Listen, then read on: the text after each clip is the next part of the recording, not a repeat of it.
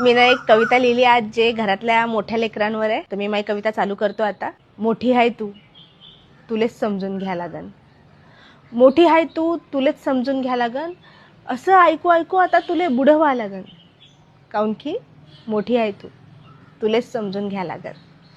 घरातनी जेव्हा पाहुणे रावणे येतात तेव्हा या लाईन या भामट्यांचाच लाड करतात. आणि त्या पाहुण्यानं जर का मले काही दिलं तर हे लाईने भल्ले बोंबलतात.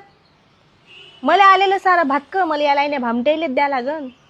काऊन की मोठी आहे तू तुलेच समजून घ्या लागन.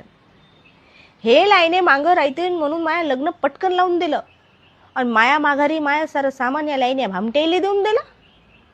हा मला बी माहीत आहे आता मायानंतर माया साऱ्या सामानांवर यांचाच हक्क असन.